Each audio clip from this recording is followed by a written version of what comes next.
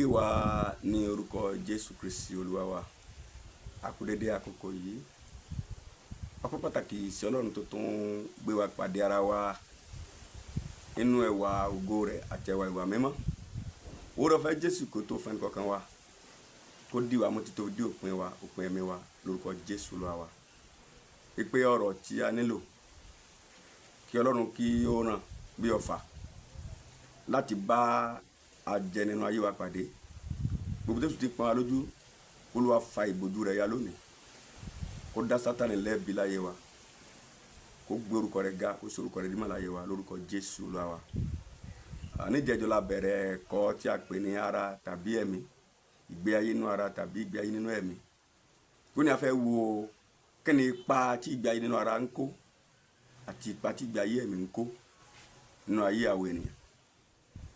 Ìgbé ayé nínú ara àti ìgbé ayé nínú ẹ̀mí. Ó sọ fún wa pé ipa méjì ni tí ó ń bá yé wa fagagbága. A sọ fún wa pé tí a bá ń bọ́ èyí tá a fún láàyè ó dàbí àlejò nínú ilé wa ni. Àlejò kan ò lè wá nísìnyí kó pé òun fẹ́ gbé nínú ilé wa tá a bá ṣílẹ̀kùn fún. Èyí tá a bá ṣílẹ̀kùn fún, èyí tá a gbà láàyè, èyí náà ni yóò borí. Jésù ni mo dúró lẹ́nu ilẹ̀kùn. Ìwé Ìfihàn orí mẹ́ta ẹsẹ̀ 20. Mo dúró lẹ́nu ilẹ̀kùn, mo ń kanlẹ̀kùn. Bẹ́ẹ̀ ni ìgbà ayé méjèèjì yìí ń kanlẹ̀kùn. Ìgbé ayé inú ara àti ìgbé ayé inú ẹ̀mí bá ṣàlàyé lọ́sẹ̀ tó lọ. Mo dúró lẹ́nu ilẹ̀kùn, mo ń kanlẹ̀kùn. Bí ẹnikẹ́ni bá gbọ́ ohùn mi tó bá ṣí sílẹ̀, màá wọlé tọ̀, màá bá jẹ, màá bá mu àti èmi pẹ̀lú rẹ̀. Ìta bá ṣílẹ̀kùn fún nínú ìgbé ayé ara àbí tẹ̀mí ní ìwọlé tọ̀ wá tájọ máa jẹ tájọ máa mu. Kò lè ọ̀kọ̀ọ̀kan ò lè ṣiṣẹ́ nínú àwọn ìgbé ayé méjèèjì yìí láì sí ìfọwọ́sowọ́pọ̀ wa. Orí mọ́ sórí mẹ́ta ẹsẹ̀ mẹ́ta, èèyàn méjì ò lè rìn bí ó jẹ́ pé wọ́n rẹ́. Ìgbé ayé tẹ̀ ń bá sọ̀rọ̀ lónìí, ìgbé ayé tí ẹ dàkọ́ tẹ agree pẹ̀lú rẹ̀ ni. Ìgbé ayé tí ẹ ń gbé lónìí yìí ẹ fọwọ́sowọ́pọ̀ pẹ̀lú rẹ̀ ni. Ó dàbí ẹ tẹ́ jẹ́ onílé, àlejò tẹ́ gbà sínú ilé yín lẹ́jọ́ ń gbé nínú ilé. Níjọ́ tí ẹ bá fẹ́ mọ́, ẹ ó ti jáde àtẹrù rẹ̀. Bẹ́ẹ̀ ni ìgbé ayé ara àti tẹ̀mí. So ìgbé ayé ara àbí tẹ̀mí tí ẹ gbà láàyè, kí ni ipa rẹ̀ lórí ayé wa? Ìwé Róòmù orí 7 tí ẹ bá wo ẹsẹ̀ 21 ẹsẹ̀ 25, Romains 7, 21 à 25. Romans chapter 7, 21 and 25. Tá bá bẹ̀rẹ̀ láti ẹsẹ̀ 20 gan. Romans 7, 20. Ó ní nísinsìnyí tí mo bá jẹ́ pé mo ń ṣe tí n ò fẹ́, ó ní kì í ṣe mi ló ń ṣe mọ́ bí ó ṣe ìṣẹ̀dá ẹ̀ṣẹ̀ tí ń gbénú mi. Apostle Paul kó tó di pé ó bá Jésù pàdé, Apostle Paul kó tó di pé ọmọ Ọlọ́run, kó tó di pé Ọlọ́run bá pàdé, ìgbé ayé tó ń fẹ́ gbé lélẹ́yìí. Bó bá ti pé fẹ́ ṣe ìfẹ́ Ọlọ́run nínú ọkàn rẹ̀, bó ti wù nínú ẹ̀mí rẹ̀ lọ́hùn, ojú ẹ̀mí rẹ̀ lọ́hùn wò pé Ọlọ́run mà dára, ọmọ tí ó ṣe ká sìn. Ṣùgbọ́n ìṣẹ̀dá kan ń bẹ tó lágbára lórí ìṣẹ̀dá tó dáa yẹn tó ń tì í sí tí ó fẹ́ ṣe. Ó ní tó wá jẹ́ pé nítorí tó dá ń bẹ nínú òun láti ṣe, ṣùgbọ́n àti ṣe lòun ò mọ̀ pé a jẹ́ pé ìṣẹ̀dá ẹ̀ṣẹ̀ ń gbénú òun. Ẹni tó ń bẹ́ẹ̀ bẹ́ẹ̀ náà nìyẹn. Bó sọ pé tá a bá bọ́, bọ́ bá dàbí ẹni pé báyẹ̀ ẹ̀yẹ ọmọ méjì gbénú lé wa, à ń bọ́ kan àbọ̀ kan. Èyí tá à ń bọ́ kí ló ṣẹlẹ̀ sí, èyí tá à bọ́ kí ló ṣẹlẹ̀ sí. So bẹ́ẹ̀ náà nìgbà ayé méjèèjì yìí. Ọmọ méjì ń bẹ nínú ilé yín, àbẹ́ lọ́mọ ọ̀dọ̀ méjì, àbẹ́ lẹ́rú méjì. Ẹ̀ ń tọ́jú ọ̀kan fún lóúnjẹ àkókò, ó mú ohun tó yẹ lákòókò.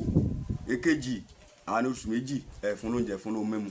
Kí ló ṣẹlẹ̀ sí? So bẹ́ẹ̀ nìgbé ayé yìí. Gbogbo bọ́pọ̀lọpọ̀ sí mọ́rọ̀ Ọlọ́run, Bíbélì kíkà kò sáà yẹ ẹ̀, ká gbọ́rọ̀ Ọlọ́run bí eléyìí kò sáà yẹ ẹ̀, ká gbàdúrà kò sáà yẹ ẹ̀, tẹ́ bá ní ṣọ́ọ̀ṣì yá kò sáà yẹ ẹ̀. Inú fi gbé ayé méjèèjì hàn. Tọ́rọ̀ Ọlọ́run lọ lórí afẹ́fẹ́ bí eléyìí tó yẹ pé àwọn ará àǹfààní bí ó ṣe àwọn nǹkan míì tí ò lè tán gbé ọkàn wa. Ìgbé ayé méjìlá ní àríra wa ẹ̀mí wa.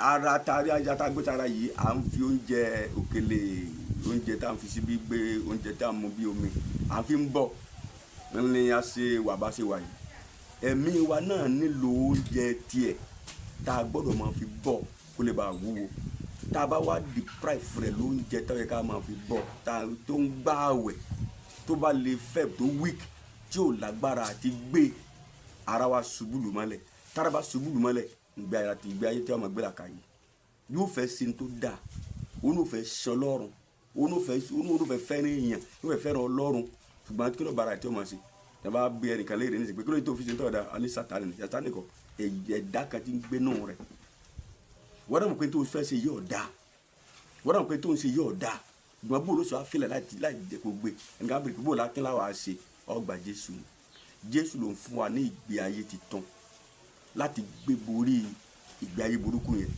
ẹsẹ̀ 21 ó ní mo wá ó ní mo rí òfin kan nínú ẹ̀yà ara mi tí mo bá fẹ́ ṣe dáadáa mo ń rí búburú pẹ̀lú mi nítorí pé nínú mi lọ́hùn mo fẹ́ òfin Ọlọ́run nípa ẹni tinú ẹgbẹ́ ó fẹ́ òfin tọ́lọ́run mo fẹ́ òfin tọ́lọ́run ó náà fẹ́ mọ̀ pọ́ ní Ọlọ́run ó náà mọ̀ pọ́ Ọlọ́run bẹ̀ ó náà mọ̀ pé ń gbọ́ nípa ìjọba Ọlọ́run ń gbọ́ nípa ọ̀run àpáàdé ìgbọ́n bò láti afẹ́ ṣe torí pé ara ti ṣubú lu ẹ̀mí mọ́lẹ̀ ẹ̀ ń gbàgbé Jésù sọ fún àwọn ọmọ ẹ̀yìn ní Matthew 26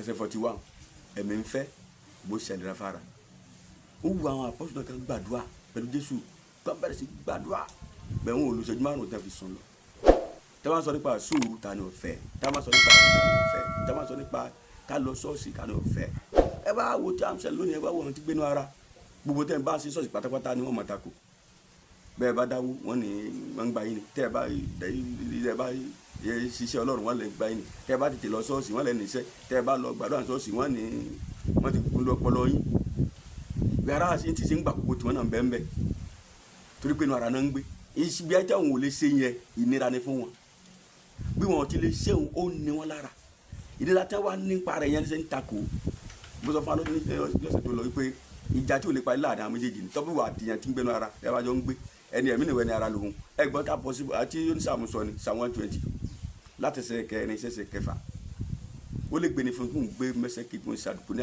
àgọ́ Kédárì olùtúpẹ́ tí mo ti ń gbé láàrin àwọn tó kórè àlàáfíà nígbà tí mo bá sọ̀rọ̀ àlàáfíà oníjà ní tiwọn Psalm 120 Psaume 120 à partir de verset 4 ó gbà àgọ́ Kédárì àti àgọ́ Mẹ́ṣákì ó ti pẹ́ tó ti gbàgọ́ wọn gbogbo ìgbà tó ń bá wá sọ̀rọ̀ àlàáfíà báyìí oníjà náà ni wọn lè bóun mú ní wẹpẹrẹ ìjà wàhálà gidi ni ìgbé ayé ara nìyẹn tó kí wàá ní ipa ìgbé ayé ara ikú ni kí wàá ní ipa ìgbé ayé ẹ̀mí iye ní àtòmìnira tẹ́ bá wo òwe Róòmù kan náà orí 8 ẹsẹ̀ 13 ó ní nígbà tí a bá ń gbé nínú ara wọ́n á kú ìgbà tí a bá ti ipa ẹ̀mí kan ara má gbélébù ó ní a ó yè bí a bá lè máa kara má gbélébù tá a máa kan gbélébù pẹ̀lú Kristi tí ó fẹ́ tó béèrè nǹkan báyìí tó fún tó béèrè nǹkan báyìí tó fún tó béèrè nǹkan báyìí tó fún kí oúnjẹ tara kọ́ là ń sọ ṣùgbọ́n nature burúkú tó fẹ́ kó mọ̀ ṣe tí ò da yẹn ní tí wọn náà máa tí ò da tó ń ṣe ẹsẹ̀ òun là ń pèrè sí ara ní tí òun ṣe tí ò da yẹn tó ń tọ́ bọ̀ tí ò da yẹn tó ń yọ sí táwọn ṣe ń gbangba yẹn tí ó pa yẹn complain tí ó gbọ́n náà mọ̀ pé ò da yẹn òun là ń pèrè sí ara ó lọ sí ẹsẹ̀ kàgbélébù ó drop ẹ̀ síbẹ̀ ó gba Jésù ló ń pè ní àtúnbí ìgbé ayé ti tán ìgbé ayé ti tán yẹn náà ń pè ní ẹni tẹ̀mí ẹni tó bá ti di ti tán náà ń pè ní ẹni tẹ̀mí gbogbo ayé pátá ló Jésù sì kú fún kálíbà di ẹni tẹ̀mí kálíbà gbégbé ayé ti tán náà Ọlọ́run yóò rẹ̀ nǹkan kan wá lọ́wọ́ ká mọ̀ pé bí a bá pa ara ó pa ẹ̀mí tí ara bá dẹ̀ pa ẹ̀mí ikú ni ikú kejì bí ẹ̀mí bá lè lu ara pa àwọn pé ìyà nípẹ̀kan ni olùkọ́ni kankan wá lọ́wọ́ bí ìbéèrè bá wà àwọn àdẹ́sọ̀ wọn náà lè lójú ekran yẹn òwúlò kúndùn Nàìjíríà wà lẹ́yìn tí ó rẹ̀ ń gbóhùn rẹ̀ títà tó pàdé lọ́kẹ́tẹ́ mi gbọ́dọ̀ kó wọn lára wa kí ìmọ̀lẹ̀ ògo rẹ̀ kó kó wájọ lórúkọ Jésù wa àmín.